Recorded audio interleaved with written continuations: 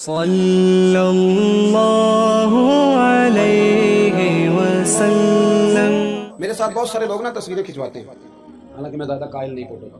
شاید آج تک میں نے ڈیمانڈ نہیں کی کہ میری فوٹو کھینچو، اور ہو سکتا ہے مطلب یہ کنفرم نہیں، لیکن میری دانش بینش میں ایسا نہیں کہ میں نے کبھی اپنے ہاتھ سے فوٹو بھی کھینچی ہے۔ مزاج نہیں، طبیعت نہیں، دلچسپی نہیں۔ لیکن میرے گاؤں کا ایک موچی ہے، جوتے گانٹتا ہے۔ اس شخص نے 4 بیٹیاں بیائی ہیں جوتے گانٹ کے، اور میرے ابا جی بتایا کرتے تھے کہ جن دنوں نا ڈھیلا چونی جوتا گانٹنے، اب تو جوتے کوئی گنڈواتا ہی نہیں، اب تو گانٹنے کا رواج نہیں، اب تو بچے نئے لیتے ہیں۔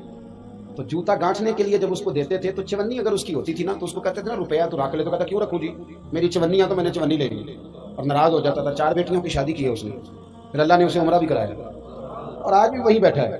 تو میں جب گاؤں جاتا تو میں کہتا ہوں چاچا میں تیرے ساتھ تصویر کھنچوانی ہے، تو مجھے کہتے ہیں پتر میرا تو منہ بھی نہیں تو گیا میرے ساتھ فوٹو۔ تو میں کہتا ہوں یار تو ایک انسان ہے، تو ایک مثال ہے۔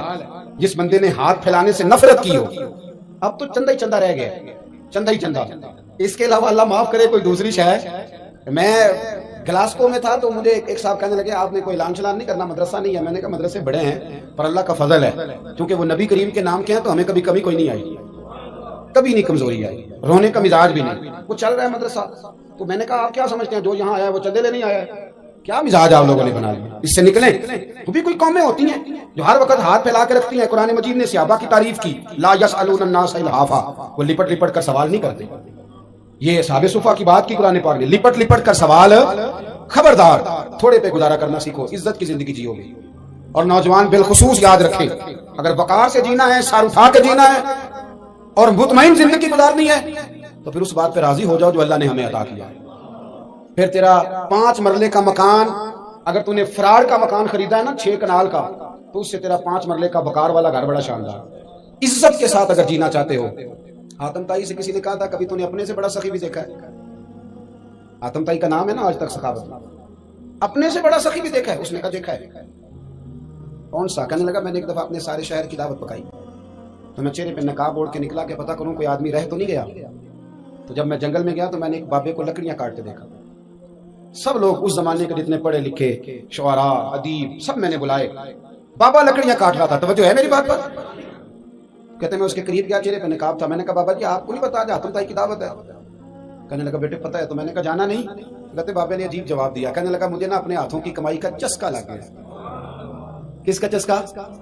ہاں آج کل چسکا یہ ہے کہ کسی کو پارٹی کیسے ڈالنی ہے، کیسے مفت کی روٹی کھانی ہے۔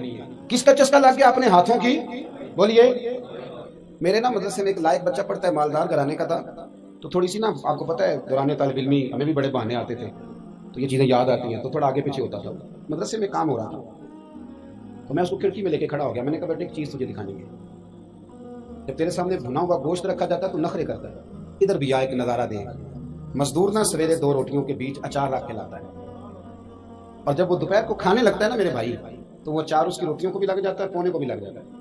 لیکن جب دوپہر کا وقت ہوتا ہے تو مٹی سے لتھڑے ہوئے ہاتھ پہلے وہ جا کے ٹوٹی پہ دھوتا ہے، پھر وہ کیا کرتا ہے کہ وہ پانی کا پیالہ خود بھر کے رکھتا ہے۔ توجہ میری بات پہ رکھیں۔ پھر وہ زمین پہ بیٹھتا ہے، اور جب وہ پونا کھولتا ہے نا، کبھی اسے کھاتے ہوئے دیکھو، یوں محسوس ہوتا ہے کہ دنیا کی ساری نعمتیں اس کے سامنے پڑی ہوئی ہیں۔ اور ٹیبل پر بیٹھ کر 22,000 کی روٹی کھانے والے اتنا شکر ادا نہیں کرتے جتنا وہ بندہ شکریہ ادا کرتا ہے۔ یا اللہ تیرا شکر ہے، یا اللہ تیرا شکر ہے۔ اور ان کو لفظ نہیں سیدھے پڑھنے آتے، ویسے بھی لفظ تاثیر سے بنتے ہیں، تلفظ سے نہیں۔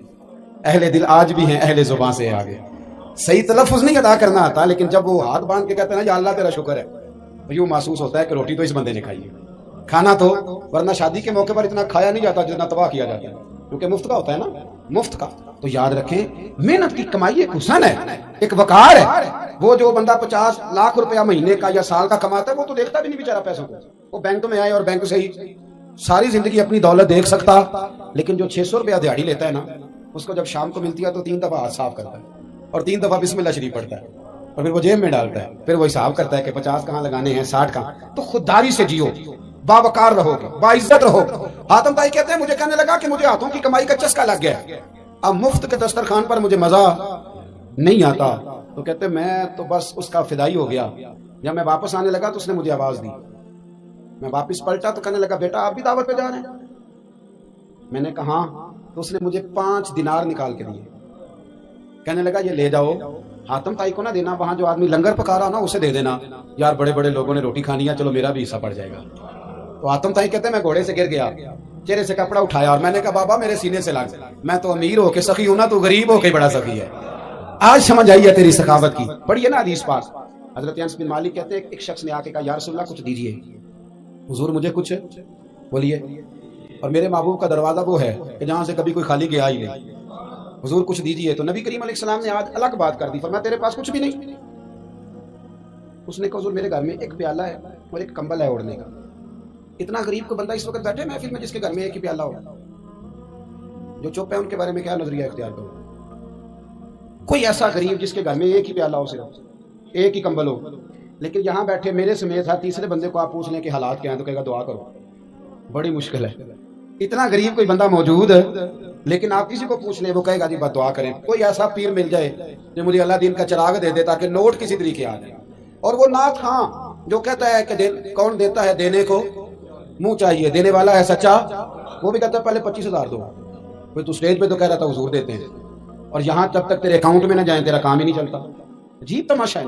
एक साहब ने बड़ी दूर से मुझे फोन किया, कहने लगे टाइम दे देंगे। मैंने कहा जी मैं आ जाऊंगा, फारिग होता हूँ तो आ जाया करता हूँ, मसला नहीं है, हम इतने बड़े लोग ही नहीं, आ जाएंगे। कहने लगा जी आप बताएं मतलब अकाउंट नंबर दे दें। मैंने कहा यार आपने गलत जगह फ़ोन कर लिया, मैंने तो बताया कि वो तो बड़े लोग होते हैं, तो हमें पता है अपनी हैसियत का, इंशाल्लाह हाजिर हो जाएंगे, आपसे बात होगी। कहने लगे नहीं आपको तो कुछ बताना ही पड़ेगा, कुछ बताएं कुछ बताएं। मैंने कहा कुछ भी नहीं, मैं इंशाल्लाह हाजिर हूँगा, अल्लाह ने मुझे तौफीक दी है। मैं शाम को बड़ी ज़बरदस्त खाना अपने बच्चों में अच्छा बैठ के खाता हूँ, एक गाड़ी है जिस पे सफ़र करता हूँ, अगरचे मकान मेरा 2 कमरों का है, और कभी अल्लाह ताला ने मेरे दिल में ये तमन्ना पैदा नहीं की कि कोई बहुत बड़ा हो तो गुजारा सही है। मैं बड़ी इत्मीनान बख्श जिंदगी गुजारता हूँ, तो मुझे मैं आ जाऊँगा। कहने लगे नहीं तुम्हारी मेहरबानी कुछ दसो। मैं कहा 3 करोड़ रुपया दे चल। कितना जी? अल्लाह जानता है हंसाने के लिए बात नहीं कर रहा, और मस्जिद में ऊंचा हंसे भी ना। कितने दें? जी ये तो आपने क्या कह दिया। मैंने कहा यार अगर मैंने अपने लफ्ज़ ही बेचने हैं तो अब मैं 25-40 हज़ार में बिक जाऊँगा। तो मैं तो समझता हूँ कि नबी पाक का फरमान बड़ा कीमती है, तो रेट लगाऊं तो मेरी हैसियत ये हो कि 40,000 रुपया। अगर मैंने बिकना ही है तो वो रेट तो लूँ ना। और वैसे भी मैं तो समझता हूँ कि मैं बड़ा अनमोल हूँ, इसलिए कि मैं रसूलुल्लाह के दीन का नौकर हूँ। और ये गलती उनकी नहीं जो बेचते हैं, गलती उनकी है जो खरीदते हैं। आप लोगों ने मार्केटें बनाई हैं, आप मार्केटें ना बनाते तो कभी मार्केटों में इस तरह की चीजें बिकने कि हमने जुल्म किया है, हमने ज्यादती की है, हमने ये माहौल बनाया। बहरहाल बात दूर ना निकल जाए, वापस आता हूँ। नबी करीम सल्लल्लाहु अलैहि वसल्लम ने फरमाया तेरे पास कुछ नहीं, एक कंबल है और एक, हुजूर ने फरमाया लेके आ। ये सरकार का फरमान सियासता से अर्ज कर रहा हूँ। अगर इमाम जलालुद्दीन सुयूती ने तफसीर दुर्र मंसूर में तफसील के साथ इस रवायत को कई तुर्क से बयान कहा, एक कंबल, यारो सोचो एक कंबल जिस बंदे के पास हो, एक प्याला, उससे भी कोई गरीब होगा। हुजूर ने मंगा लिया और बोली लगा दी, कौन खरीदेगा? एक शख्स ने कहा 1 दिनार, एक ने कहा 2। हुजूर ने 2 दिनार में बेच दिया। वो बोला नहीं कि हुजूर 2 ही तो चीजें थी, वो भी बेच दी आपने। अल्लाह के रसूल ने फरमाया 1 दिनार का खाना ले जाओ और 1 दिनार का कुलाड़ा खरीद के लाओ। वो लाए। हजरत अनस कहते हैं बंदा बड़े नसीबों वाला था। वो जब कुलाड़ा खरीद के लाया तो उसमें दस्ता मेरे नबी ने दस्ते मुबारक से लगाया, हुजूर ने दस्ता लगाया और फरमाया ये ले जंगल में जा। मुसलमानों ये मेरे रसूलुल्लाह की तालीम है, नौजवानों और करो, अगर मुआशरे को संवारना है तो इस चीज पर मेहनत करो। फरमाया ये कुल्हाड़ा पकड़, रस्सी पकड़, जंगल में जा, लकड़ियां काट के ला, खा भी और खिला भी, पहन भी और पहना भी, जा। हुजूर ने फरमाया 15 दिन मुझे नजर ना आना, जा काम कर, जाके मेहनत करना है, इस्लाम का शिवा है। आज पूरी दुनिया में हमारा कशकोल मशहूर है, धोखा मारूफ है। लोग कहते हैं कि इन्होंने ऐसे ऐसे हमने तरीके गैरों से पैसे निकालने के इख्तियार किए, ऐसे ऐसे तरीके कि कभी सुने तो शर्म से सर झुक जाता है। ये मियार होता है आला कौमों का कि वो चंदों पे जिंदगी गुजारे, वो मांग करके खाएं, ये मियार होता है। किसी कोने पे ब्रेक लगती है तो आप देखें मांगने वाले कितने जोरों शोर से आते हैं। खुदारा मेहनत की आदत। उसे अभी चले गए, 15 दिन के बाद आए। ये लफ्ज इमाम सुयूती ने लिखे, 15 दिनों के बाद आए तो हुजूर ने फरमाया तेरा हाल क्या है? हजरत अनस कहते हैं मुझे भी तजस्सुस था कि पता तो चले। तो वो मुस्कुराए, अर्ज करने लगे या रसूलल्लाह पहले एक प्याला था, अब सारे घर के बर्तन बन गए। या रसूलल्लाह बरकत आपकी है, पहले एक कंबल था, अब सारे घर के बिस्तर बन गए। और इमाम सुयूती कहते हैं उन्होंने जेब में हाथ डाला तो 10 दिनार निकाले। अर्ज की हुजूर रख ले, मैं सहाबे सुफा के लंगर में हिस्सा डालने आया हूं, ये कबूल कर ले मुझसे, मेहरबानी फरमाई।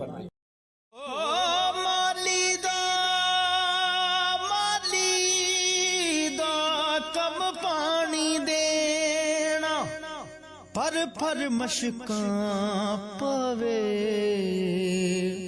हो मालक दा कम फल फुल लावे या ना लावे।